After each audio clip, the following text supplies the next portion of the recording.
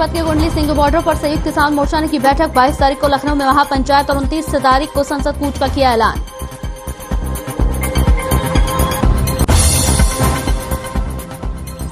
यमुनानगर को सीएम मनोहर लाल देंगे सौगात। चंडीगढ़ से वीडियो कॉन्फ्रेंसिंग के जरिए आधुनिक राजस्व अभिलेख कक्ष का करेंगे उद्घाटन। डिप्टी सीएम दुष्यंत चौटाला करेंगे कार्यक्रम की अध्यक्षता।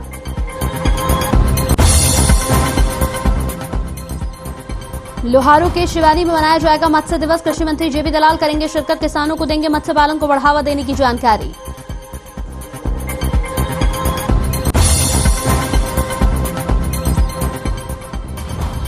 पूर्व मंत्री अशोक अरोड़ा ने एचपीएससी मामले को लेकर साधा सरकार पर निशाना। कहा भ्रष्टाचार मुक्त का नारा देने वाली सरकार के राज में एचपीएससी के सेक्रेटरी करोड़ों की रिश्वत के साथ पकड़े जा रहे हैं। और गुरुग्राम पुलिस की क्राइम ब्रांच ने कासन गांव हत्याकांड का किया खुलासा। कुख्यात शूटर अभिषेक, संजीव और साहिल को किया गिरफ्तार। 2 दर्जन से ज्यादा हत्या के प्रयास जैसी वारदातों को दे चुके हैं अंजाम।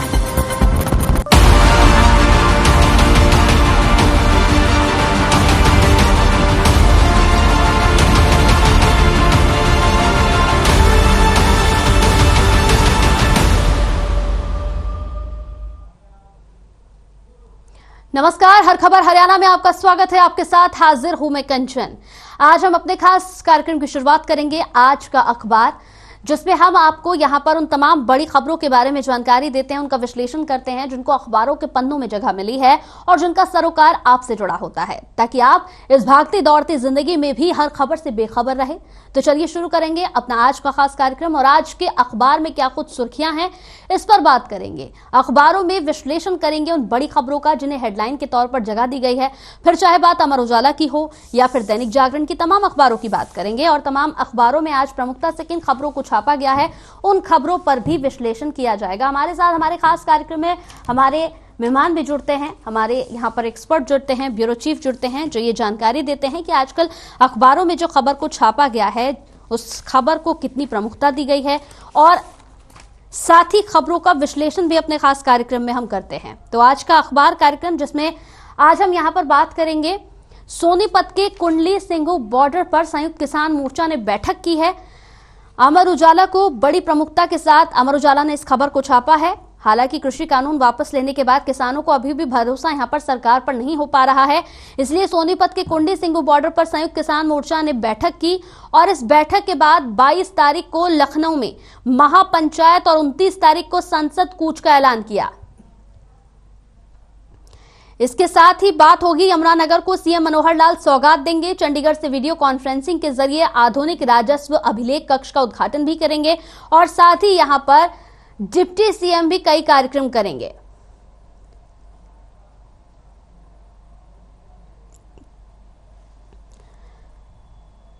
तो हमारे साथ आज विश्लेषण करने के लिए विकास मेहला और सुरेंद्र मेहता, दोनों मेहमान हमारे साथ जुड़ गए हैं। दोनों मेहमान का सुबह के इस खास कार्यक्रम में बहुत बहुत स्वागत और सुप्रभात। इसी के साथ आज यहां पर सबसे पहले सुरेंद्र जी आपसे सवाल पूछूंगी मैं। जिस तरीके से सोनीपत के यहां पर कुंडली सिंह बॉर्डर पर संयुक्त किसान मोर्चा ने बैठक की है और 22 तारीख को लखनऊ में महापंचायत और 29 तारीख को संसद कूच की बात कही है, जैसे ही कृषि कानून वापस लिए गए उसके बाद से कई तरह की क्रिया प्रतिक्रिया भी सामने आई है। किसानों को भरोसा नहीं हो पा रहा है सरकार के ऊपर, इसलिए आंदोलन वापस ले दे तो साफ इनकार कर चुके हैं कि आंदोलन तो वापस नहीं लिया जाएगा। जब तक संसद में ये रद्द नहीं होता तब तक किसानों का आंदोलन यूं ही चलता रहेगा। किस नजरिए से देखते हैं इस पूरी खबर को, क्योंकि 29 तारीख को संसद का कूच करेंगे, ये ऐलान कर दिया है इन्होंने।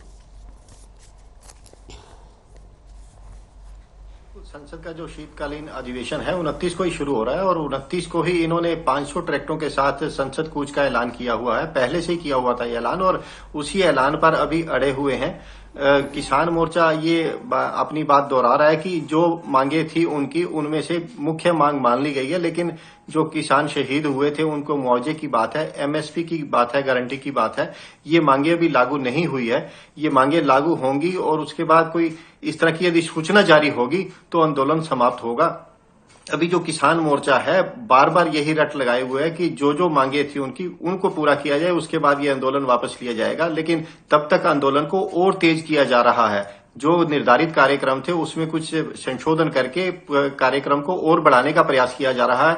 अभी से जो सूचनाएं आ रही हैं, जो हाजिरी थी वहां किसानों की, उसको और बढ़ाया जा रहा है ताकि दबाव और ज्यादा बनाया जा सके और जो उनकी मुख्य मांग दूसरी रह गई है एमएसपी की, उसको भी पूरा करवाने की कोशिशें की जा रही हैं। जी का सुरेंद्र जी, साफ तौर पर अगर देखा जाए तो सरकार पर जो यकीन, जो भरोसा होना चाहिए, क्योंकि जैसे ही प्रधानमंत्री नरेंद्र मोदी ने कृषि कानूनों को वापस लिया उसके बाद से ही खुशी का माहौल तो किसानों के अंदर जरूर देखा जा रहा था। हर तरफ की तस्वीरें हर खबर ने भी दिखाई हैं, उत्साह बना रहे थे, एक दूसरे को मिठाइयां खिला रहे थे, पटाखे भी जलाए जा रहे थे, ढोल नगाड़ों के साथ नाच रहे थे किसान, हर तरफ की तस्वीरें यही रही।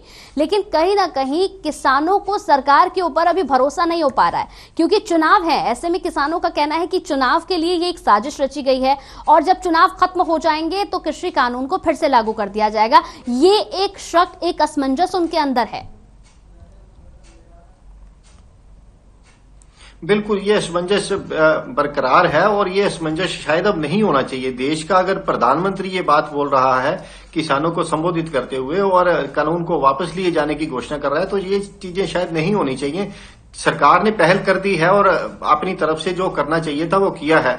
अब किसानों को भी अपना विश्वास बहाल करना चाहिए, क्योंकि जो ये गतिरोध बना था वो यही था कि 12 मीटिंगें हुई थी और 12 मीटिंगों में किसान अड़े रहे कि हम जब तक ये कानून वापस नहीं लेते तब तक कोई बात नहीं करेंगे, और इसी वजह से बात आगे नहीं बढ़ी थी। अब वो चीज खत्म हो गई है, वो गतिरोध हट गया है, सरकार ने हटा दिया है। किसानों को पहल करके अपने आंदोलन को धीरे धीरे समाप्ति की ओर ले जाना चाहिए। इस तरह के प्रयास करके दिखाने भी चाहिए सरकार को, तभी ये असमंजस की स्थिति दूर होगी। अभी गेंद जो है किसानों के पाले में है, पहले सरकार के पाले में थी, अब किसानों के पाले में है। किसानों को कुछ करके दिखाना चाहिए। जी विकास, आपके पास आऊंगी। इस खबर को बड़ी प्रमुखता के साथ अमर उजाला ने भी छापा है। यहाँ पंजाब केसरी की अगर मैं बात करूं तो पंजाब केसरी में भी इस खबर को छापा गया है कि 29 तारीख को संसद कूच किया जाएगा।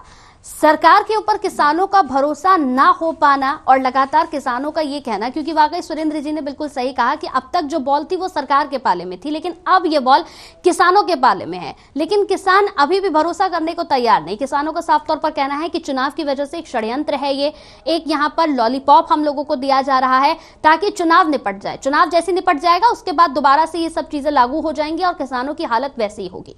किस नजरिए से देखते हैं इस पूरी खबर को?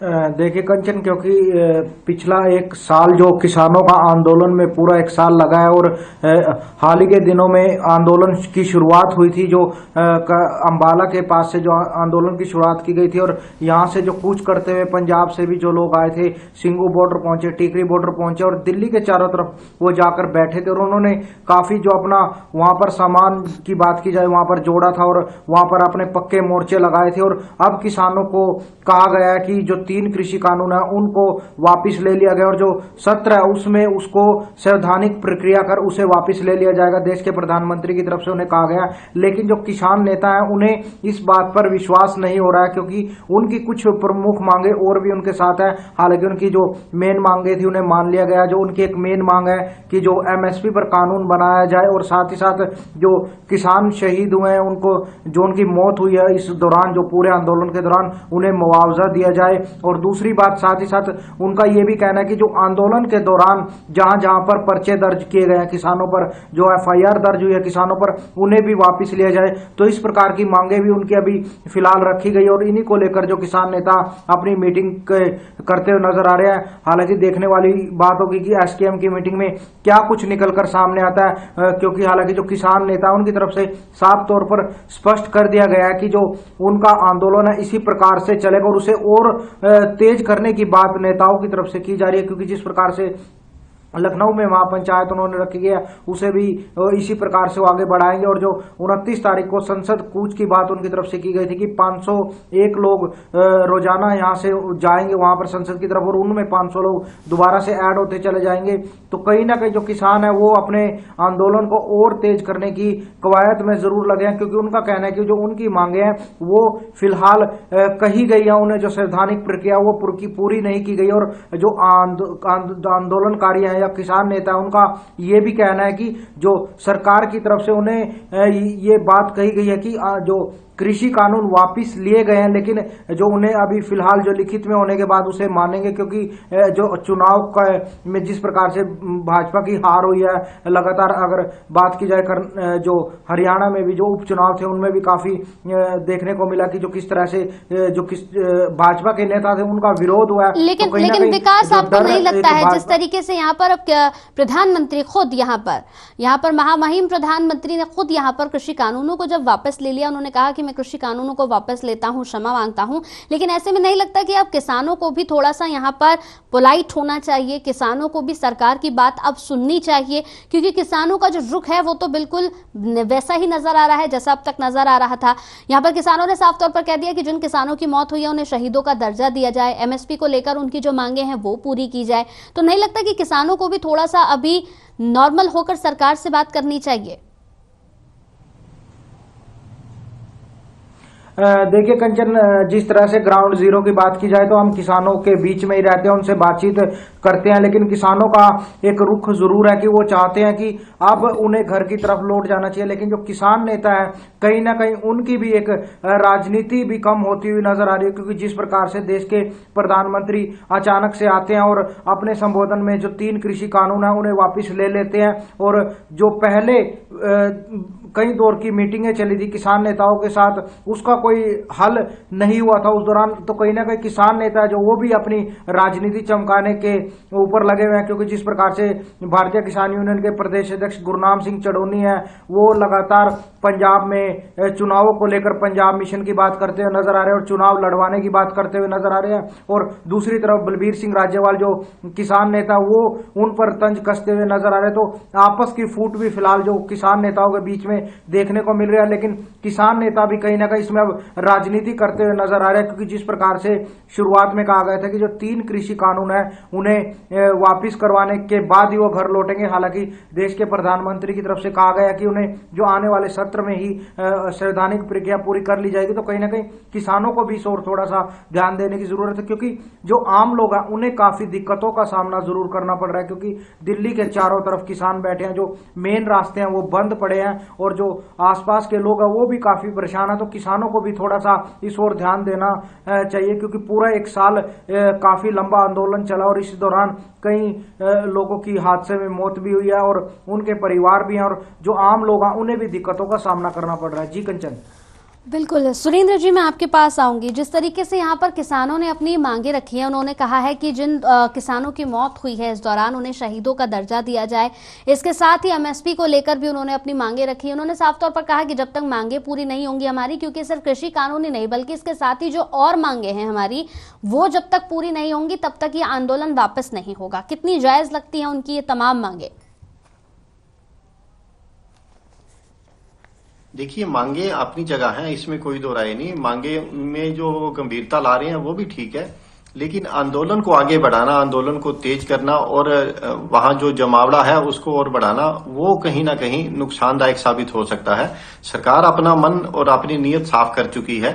जो मुख्य मांग थी उनकी वो मान ली गई है। उसके बाद जो बाकी मांगे हैं उन पर बैठकर विचार होना चाहिए, बैठकर बात होनी चाहिए। बिल्कुल, सरकार भी अपनी तरफ से कोशिश कर रही है। अब किसान नेताओं को भी इस दिशा में आंदोलन अपना रद्द करके कोई ना कोई बैठने का तरीका अपनाना चाहिए। दोनों ग्रुप बैठें और बातचीत का समाधान निकले। लेकिन अभी किसान इस लाइन पर चले नहीं है जो उनको चलना चाहिए था। कि प्रधानमंत्री के बयान के तुरंत बाद किसानों की ये प्रक्रिया आनी चाहिए थी कि हम बाकी जो चीजें हैं उन पर बैठकर बातचीत को तैयार करने के लिए तैयार हैं, और जो हमारा आंदोलन है वो फिलहाल स्थगित किया जाता है। लेकिन ऐसी बात हुई नहीं है। जी बिल्कुल। किसानों के साथ ही एक और खबर है जिसे बड़ी प्रमुखता के साथ यहाँ पर छापा गया है। 2 अखबारों में मैं इस खबर को देख रही हूँ। पंजाब केसरी में छापा गया और साथ ही साथ यहाँ पर अमर उजाला में भी इसे जगह दी गई है। खबर है कि पूर्व मंत्री अशोक अरोड़ा ने HPSC मामले को लेकर, जैसे ये परीक्षाएं रद्द की गई है उसे लेकर सरकार पर यहाँ निशाना साधा। कहा कि भ्रष्टाचार मुक्त नारा देने वाली सरकार के राज में ही HPSC के सेक्रेटरी करोड़ों की रिश्वत के साथ पकड़े जा रहे हैं। किस नजरिए से देखते हैं सुरेंद्र जी इस पूरी खबर को, क्योंकि सरकार पर यहां पर सीधी तौर पर निशाना साधा गया है? बिल्कुल बिल्कुल, ये 3 दिन पहले की जो घटना है उसको साथ लेकर देखा जा रहा है इसको, क्योंकि जो उप सचिव थे 1 करोड़ की रिश्वत लेते हुए रंगे हाथों पकड़े गए थे, उनके हाथ में काफी कुछ होता है। और जो अभी भर्ती प्रक्रिया चल रही थी सर्जन की, और उसके बाद कई और भर्ती प्रक्रिया होनी थी, उसको लेकर ये मामला सामने आया था कि रिश्वत ली गई है 1 करोड़ की। कई भर्तियों के मामले में अभी प्रक्रिया चल रही है, कुछ भर्तियों की प्रक्रिया भी शुरू होनी थी। तो लेकिन इस पूरे मामले पर अगर देखा जाए सुरेंद्र जी, तो इस पूरे मामले को एक अलग ही एंगल इस वजह से भी दिया जा रहा है क्योंकि लगातार सरकार की तरफ से ये कहा जाता है कि भ्रष्टाचार मुक्त सरकार है, लेकिन ऐसे में अगर सरकार के अंदर ही ये सब कुछ चलता रहेगा तो इसमें कोई हैरत की बात नहीं है कि आप विपक्ष के निशाने पर होंगे। बिल्कुल बिल्कुल, ये जो आरोप लगे हैं वो बड़े गंभीर हैं, और जो अशोक अरोड़ा ने लाए हैं, इस तरह से विपक्ष भी, चाहे अभय चौटाला है इनेलो के, वो भी आरोप लगा रहे हैं कि सरकार अपने तरीके से भर्तियां कर रही है, अपने लोगों को रोजगार देने के लिए इस तरह के नए नए नियमों में बदलाव कर रही है। और ये जो पैसे का मामला सामने आया है, ये तो सारी चीजें स्पष्ट कर देता है कि भ्रष्टाचार वाली बात, जो खर्ची और पर्ची के बिना भर्तियों की बात थी, वो कहीं ना कहीं सरकारी बयानबाजी जरूर है, हकीकत में कुछ और है। ये मामला जो रिश्वत लेने का सामने आया है, ये इसको इसी रूप में जोड़कर देखा जा रहा है, और इसी को लेके जो विपक्ष है वो भी सरकार पर निशाना साधे हुए है। और सरकार को जरूर अभी परीक्षाएं स्थगित की गई हैं, लेकिन इसमें कोई ना कोई इसमें स्पष्टता लानी चाहिए। सरकार को सारी चीजें स्पष्ट करके ये साबित करना होगा कि भ्रष्टाचार वाली बात जो है वो यहाँ नहीं चलने वाली है, लेकिन अभी तक ऐसी बात नहीं है। इससे पहले भी इस तरह के आरोप लगे थे। इससे पहले कुछ जो पुलिस कांस्टेबल की परीक्षा हुई थी उसमें भी काफी कुछ चला था और कई लोग पकड़े गए थे।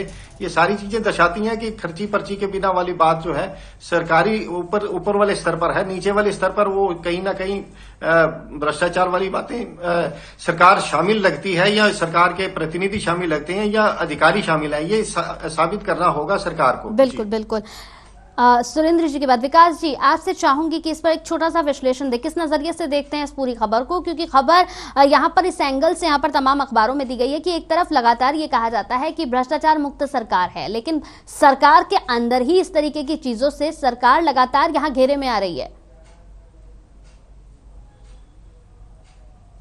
देखिए कंचन, कहीं ना कहीं जो आम लोग थे या गरीब तबके से जुड़े लोग थे जो मेहनत करते थे, उनको लगता था कि अब वो उनकी नौकरियां जरूर लगेंगी, और उनमें एक कॉन्फिडेंस जरूर आया था और उन्होंने अपनी मेहनत को और तेज किया था। क्योंकि जिस प्रकार से देखा जा रहा था कि सरकार की तरफ से कहा जा रहा था कि बिना खर्ची पर्ची के जो अब नौकरियां लगेंगी, हालांकि नौकरियां लगी भी हैं, क्योंकि हमारे आसपास के कई लोग हमने ऐसे देखे कि काफी गरीब जरूर है और उन्होंने मेहनत की है लड़के, वो नौकरियां उनकी लगी हैं। तो कहीं ना कहीं अब एक उम्मीद जरूर लोगों के अंदर जागी थी कि उनके पास पैसे नहीं है, उनकी नौकरी जरूर लग जाएगी। लेकिन जिस प्रकार से अब अधिकारी इतनी मोटी रकम की रिश्वत लेते हुए या पकड़े गए हैं, उसके बाद एक उनके मन में भी एक मलाल सा उठता है कि कहीं ना कहीं अब इस जो भर्ती प्रक्रिया चल रही है इनमें भी कहीं ना कहीं घोटाला जरूर है, क्योंकि इतनी मोटी रकम पकड़े जाना एक सवालिया निशान जरूर है। हालांकि एक जांच का विषय जरूर रहेगा कि किस प्रकार से इसमें जांच आगे बढ़ती है और क्या कुछ निकलकर सामने आता, कौन कौन लोग इसमें इन्वॉल्व पाए जाते हैं। लेकिन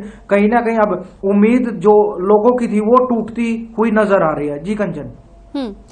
इसके साथ ही एक और खबर है यहाँ पर यमुनानगर को सीएम मनोहर लाल की ओर से सौगात दी जाएगी। चंडीगढ़ से वीडियो कॉन्फ्रेंसिंग के जरिए यहाँ पर आधुनिक राजस्व अभिलेख कक्ष का वो उद्घाटन करेंगे, जिसका इंतजार काफी पहले से लोगों को था। साथ ही साथ यहाँ पर डिप्टी सीएम के भी कई आज यहाँ पर कार्यक्रम होंगे। आज का दिन बेहद खास इसलिए भी है क्योंकि मत्स्य दिवस भी है आज। किस नजरिए से देखते हैं और मत्स्य दिवस को किस नजरिए से देखते हैं, क्या कहेंगे इस पर सुरेंद्र जी? बिल्कुल बिल्कुल, हरियाणा के यमुनानगर के लिए आज खास विशेष दिन है, क्योंकि मुख्यमंत्री चंडीगढ़ से जो कार्यक्रम आयोजित कर रहे हैं वीडियो कॉन्फ्रेंस के जरिए, उसका आज उद्घाटन किया जाना है। चंडीगढ़ से मुख्यमंत्री उद्घाटन करेंगे, उसकी अध्यक्षता कार्यक्रम की डिप्टी सीएम करेंगे चंडीगढ़ में बैठ के। लेकिन यमुनानगर की बात करें तो यमुनानगर में हरियाणा के शिक्षा मंत्री कंवरपाल गुर्जर इस कार्यक्रम में मौजूद रहेंगे, और कार्यक्रम की अध्यक्षता अगर यमुनानगर की बात करें तो विधायक घनश्याम दास अरोड़ा करेंगे। साथ में अन्य वरिष्ठ अधिकारी भी मौजूद रहेंगे यमुनानगर के लिए, क्योंकि पूरे हरियाणा में ये इस तरह का पहल की गई है और जो कक्ष का उद्घाटन किया जाना है वो काफी महत्वपूर्ण है और लोगों में भी काफी उत्साह है। ये कार्यक्रम हालांकि सार्वजनिक नहीं है, लेकिन अधिकारी और जो लोगों को फायदा होने वाला है आने वाले दिनों में, उसके लिए लोग जरूर उत्साहित हैं। जी विकास जी, किस नजरिए से देखेंगे इस पूरी खबर को, क्योंकि आज एक साथ दो अच्छी खबर है यहाँ पर। एक तो मनोहर लाल की ओर से, मुख्यमंत्री की ओर से यमुनानगर को सौगात दी जा रही है। यहाँ पर आधुनिक राजस्व अभिलेख कक्ष का उद्घाटन होगा और साथ ही साथ आज मत्स्य दिवस भी है। देखिए कंचन, जिस प्रकार से मत्स्य दिवस है तो उसको लेकर जो सरकार की तरफ से भी लगातार जो इस विभाग की तरफ भी अलग ध्यान दिया जा रहा है, क्योंकि जिस प्रकार से अब मत्स्य विभाग बनाया गया और उसमें जो लगातार किसानों को भी फायदा जरूर हो रहा है, क्योंकि इस ओर अब किसान बढ़ते हुए नजर आ रहे हैं। जहां पहले कुछ फसलों के चक्कर में जो किसान रहते थे, लेकिन अब डेयरी फार्मिंग की तरफ और अलग ध्यान आया और मत्स्य की तरफ भी लोगों का ध्यान जरूर गया, क्योंकि अलग से अब इनके ऊपर सब्सिडियां सरकार की तरफ से दी जा रही है और लगातार लोग इसमें जागरूक होकर आगे भी आ रहे हैं। वहीं अगर बात की जाए यमुनानगर में जो आज सौगात दी जा रही है हरियाणा के मुख्यमंत्री मनोहर लाल खट्टर की तरफ से, क्योंकि जिस प्रकार से हरियाणा के मुख्यमंत्री लगातार पूरे प्रदेश में जो सौगातें देते हुए नजर आ रहे हैं, वहीं हाल ही के दिनों में करनाल में भी करोड़ों रुपए की सौगात हरियाणा के मुख्यमंत्री देकर गए थे। लोगों को एक खुशी का माहौल जरूर था और अब जो आधुनिक अभिलेख उसका यहाँ पर उद्घाटन जो हरियाणा के मुख्यमंत्री की तरफ से किया जा रहा है, क्योंकि एक आधुनिक समय जरूर है और उसमें जिस प्रकार से ऑनलाइन की प्रक्रिया चल रही है, जो सभी कामकाज ऑनलाइन होता है, तो एक कहीं ना कहीं खुशी की लहर जरूर है लोगों के लिए और एक सौगात के रूप में जो आज हरियाणा के मुख्यमंत्री उन्हें देने वाले हैं। जी कंचन, बिल्कुल, बहुत बहुत शुक्रिया विकास हमारे साथ जुड़ने के लिए। सुरेंद्र जी, आपका भी बहुत बहुत शुक्रिया, आप जुड़े और आज के अखबार में आपके जो भी विश्लेषण थी, जो भी खबरें थी, उन तमाम खबरों का हमने विश्लेषण किया। साथ ही साथ आज का दिन इसलिए भी अहम है क्योंकि मत्स्य दिवस है आज, और इसके साथ ही आज उन खबरों पर चर्चा हुई है जो बड़ी सुर्खियां हैं। जिस तरह से कृषि कानूनों को वापस लिया गया, उसके बाद अभी भी किसानों की जो नाराजगी है बिल्कुल वैसी ही है, रुख बिल्कुल वैसा ही नजर आ रहा है। किसानों का साफ तौर पर कहना है कि अभी कृषि कानून वापस लेने का सिर्फ ऐलान हुआ है, जब तक संसद में रद्द नहीं होगा तब तक आंदोलन ऐसे ही चलता रहेगा। साथ ही साथ 29 तारीख को उन्होंने ऐलान करा है कि वो संसद कूच करेंगे। इसके साथ ही साफ तौर पर यह भी कहा है कि एमएसपी पर जो उनकी मांग है वो पूरी की जाए, जो किसानों की मौत हुई है उन किसानों को शहीदों का दर्जा दी जाए। तमाम मांगों को लेकर किसानों का कहना है कि जब तक सरकार इन मांगों को भी नहीं मानेगी तब तक आंदोलन यूं ही चलता रहेगा। तो आज के अखबार में हमारा पूरा प्रयास होता है कि हम उन खबरों को आप तक पहुंचाएं जो आज पूरे दिन में सबसे ज्यादा ट्रेंड में रहेंगी और सबसे ज्यादा बड़ी हैं। इसी के साथ आज के अखबार में मेरे साथ इतना ही। नमस्कार।